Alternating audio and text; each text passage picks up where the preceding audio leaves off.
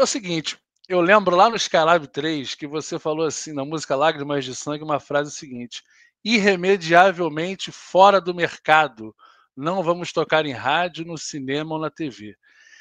É, o que mudou na tua arte, o Skylab, na tua composição, na tua escrita e tudo mais, a gente, com essa exposição, que a gente sabe que você já tinha uma exposição com o Jô Soares, né? Mas era uma coisa espaçada, né? Claro que era uma TV aberta e tudo mais, mas era uma coisa ali naquele momento. Depois com o Matador de Passarinho, né, no Canal Brasil e tudo mais. Mas depois da pandemia, desses podcasts todos que surgiram, tal, estamos aqui nessa metalinguagem falando num podcast no YouTube, a tua imagem ganhou proporções assim que eu, como fã lá de trás, né, eu não imaginava a proporção de uma figura pop do tamanho que o Skylab é hoje em dia, com memes e tudo mais, e todo mundo conhece o Skylab, impressionante. Isso afetou você de alguma forma na tua composição, de alguma maneira, ou de boa você continua mesmo processo, mesma cabeça para isso tudo? Não, a exposição, a superexposição, em momento algum me afetou, não é? Porque você tem que ver que desde o início da minha carreira, eu procurei televisão, eu procurei os Jô Soares, que na época era um dos programas de maior audiência, né? Na época não existia internet, rede social, né? Então o programa dele era explosivo, era um retorno de público imenso. Então você veja, né, João, apesar de eu ter a minha trajetória ter sido, entre aspas, fora do mercado, né, de eu ter trilhado, né, lugares como Garage, né, que, enfim, é a casa do underground, né, o underground clássico, que é uma palavra com a qual eu tenho extremos conflitos. Eu não gosto dessa palavra, underground. Para mim, underground é uma palavra datada do século XX, do século passado,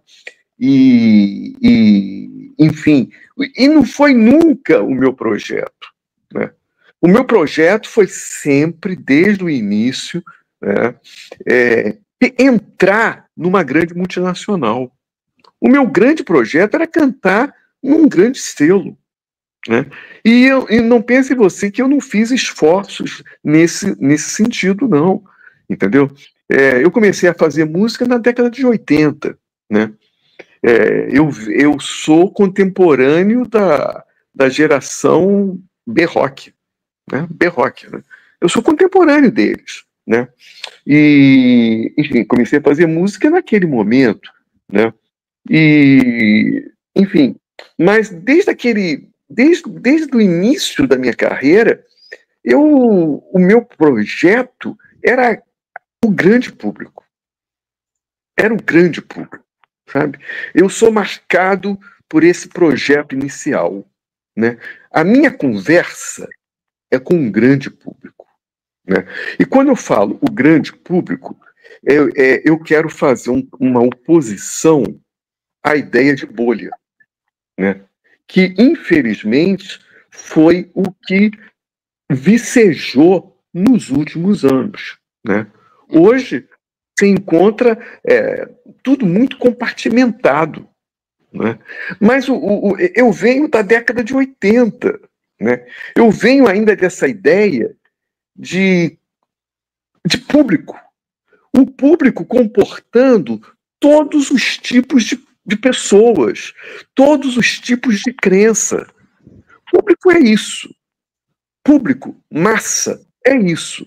Ainda que eu não seja um artista de massa, né, a minha conversa foi sempre direcionado à massa, ao público, né? Hoje você encontra artistas que têm imensas dificuldades de conquistar um público. Porque esse que é o grande desafio para o artista novo, contemporâneo. Você tem público? Não importa se o teu público seja de 1 milhão de pessoas ou seja de 300 pessoas. Não importa. Você tem público. Essa que é a ideia. Você conquistou um público. entendeu?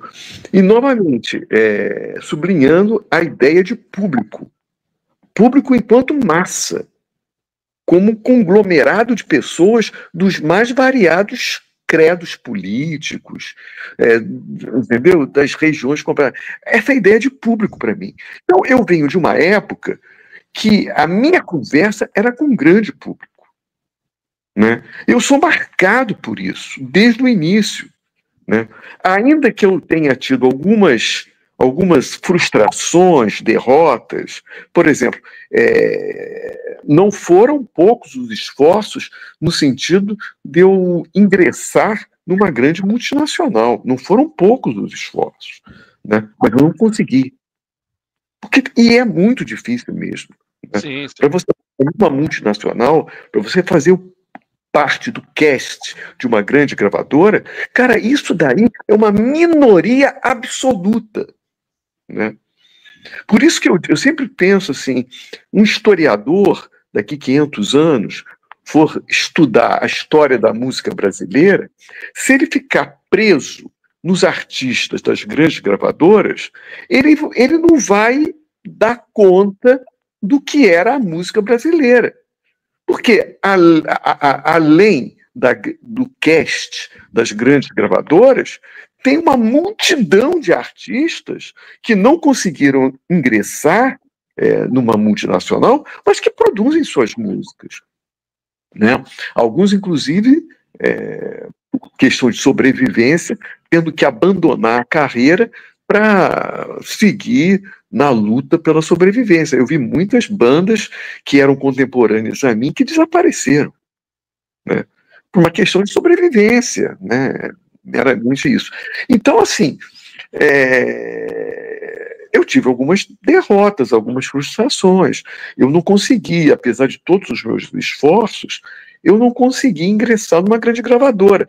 E foi uma pena, porque eu tenho consciência absoluta que se eu fizesse parte de um cast de uma grande gravadora, eu ia ter uma produção regular, Sim, quase claro. anual, 2 em 2 anos, como eu tive. Enquanto independente, a produção foi essa. Né? Agora, por outro lado, eu consegui acesso, né, a outros lugares. Não, e me permita te interromper. Você consegue uma produção de maneira independente numa qualidade assim que é invejável. A gente vai prestar, eu sempre presto atenção, principalmente nos músicos, na produção musical, na mixagem. É excelente, é um padrão altíssimo mesmo. Então imagina você com todo o aparato de uma grande gravadora, que você não ia, né? E sofri muito, sabe, João? Porque nesse início dos anos 90, que meu primeiro disco foi no início dos anos 90, você produziu um disco independente, nessa época em que a tecnologia não estava Estava democratizada. começando a surgir, mas era muito E incipiente. muito incipiente, e quem possuía a tecnologia eram as grandes gravadoras. Então, o artista independente produzir um disco no mesmo top de uma grande gravadora era praticamente impossível, né? Era praticamente impossível.